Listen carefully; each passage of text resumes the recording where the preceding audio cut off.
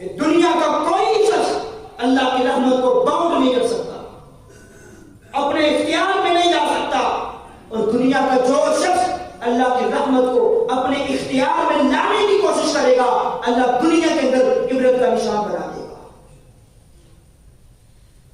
آپ نے کئی بار نبی علیہ السلام کی وہ حدیث سنی کہ دو بھائی ہیں، ایک نیک ہے ایک کافر ہے، بدبخت ہے، گنہگار ہے۔ نیک بھائی صوم و صلاۃ کا پابند ہے، تہجد گزار ہے، نمازیں بھی پڑھتا ہے، شریعت کے مطابق زندگی بسر کر رہا ہے، اپنے بھائی کو سمجھاتا ہے سیدھے راستے پہ آ جا۔ بالآخر انسان تھا، سمجھاتے سمجھاتے اس کی ہمت نے جواب دے دیا، اور ایک دن جذبات میں آ کر کے کہتا ہے واللہ لا یغفر اللہ لک، اللہ رب العزت کبھی تجھے معاف کرے گا ہی نہیں۔ ایک حدیث میں آتا ہے اسی وقت اللہ رب العزت نے وقت کے نبی پہ وحی نازل کی، اس شخص نے میری رحمت کو باؤنڈ کرنے کی کوشش کی ہے، اس کو کس نے اختیار دیا ہے؟ میں چاہوں کسی کو معاف کروں، میں چاہوں کسی کو آزاد۔ مجھ سے کوئی پوچھنے والا ہے؟ وہ تو وہ رب ہے جو ایک لمحے میں یہ پوری کائنات کا نظام درم برہم کر دے، اس سے پوچھنے والا کوئی نہیں ہے۔ اللہ نے نبی پہ وحی نازل کی، ان کو بتا دیں جو بدبخت تھا میں نے اس کو جنت کا مہمان بنا دیا ہے، تو نے میری رحمت کو باؤنڈ کرنے کی کوشش کی ہے، تجھے جہنم کا ایندھن بنا دیا ہے۔ یہ اختیار اللہ نے کسی کو نہیں دیا، ان کا ہو بھی کیسے سکتا ہے؟ یہ اختیار اللہ نے کائنات کے امام اکرم الانبیاء اشرف الانبیاء مکے کے در یتیم محمد رسول اللہ کو نہیں دیا۔ غزوہ احد ہے اور نبی اسلام کو بے انتہا تکالیف آئی ہے۔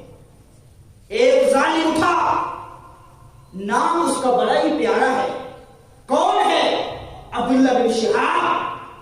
یہ بدبخت آگے بڑھتا ہے اور نبی علیہ السلام کو پتھر مارتا ہے، جس کی وجہ سے نبی علیہ السلام نے خود پہنا ہوا تھا، لوہے کی ٹوپی یہ پہنی ہوئی تھی، اس کی دو کڑیاں نبی علیہ السلام کے رخسار میں دھنس گئی، نبی علیہ السلام کے رخسار سے خون بہ رہا ہے، بڑی تکلیف آئی۔ ایک ظالم اٹھا، نام اس کا بھی بڑا مبارک ہے، کون ہے؟ عبداللہ بن کمیہ۔ اس نے نبی علیہ السلام کو پتھر مارا اور نبی علیہ السلام کے دانت مبارک شہید ہو گئے۔ جب نبی علیہ السلام کو اتنی تکلیف آئی، ابھی تک جنگ برخاست نہیں ہوئی، دشمن میدان چھوڑ کے نہیں گئے، مسلمان واپس نہیں آئے، نبی علیہ السلام کی زبان سے نکلتا ہے یہ قوم کیسے فلاح پا سکتی ہے، یہ کیسے کامیاب ہو سکتی ہے جنہوں نے نبی کو زخمی کر کے رکھ دیا۔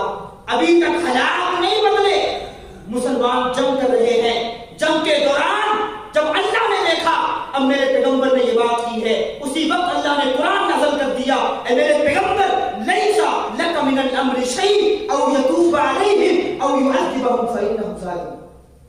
میرے پیغمبر، میرے کسی امر میں آپ کو کوئی دخل نہیں ہے، کسی کو عذاب دینا نہ دینا یہ کس کا امر ہے؟ یہ اللہ کا امر ہے۔ کسی کو توبہ کی توفیق دینا نہ دینا، کسی کو کامیاب کرنا نہ کرنا، کسی کو دنیا کے سامنے عبرت بنانا نہ بنانا، جہنم کا ایندھن بنانا نہ بنانا، جنت میں داخل کرنا نہ کرنا، اولاد دینا نہ دینا، رزق دینا نہ دینا، یہ کس کا امر ہے؟ اللہ کا امر ہے، اور اللہ کے کسی امر میں نبی علیہ السلام کو کوئی عدل دخل نہیں ہے۔ میں آپ سے پوچھتا ہوں، جب نبی علیہ السلام کا کوئی عمل دخل نہیں ہے تو نبی علیہ السلام کے بعد دنیا کا وہ کون سا امام ہے، وہ کون سا صحابہ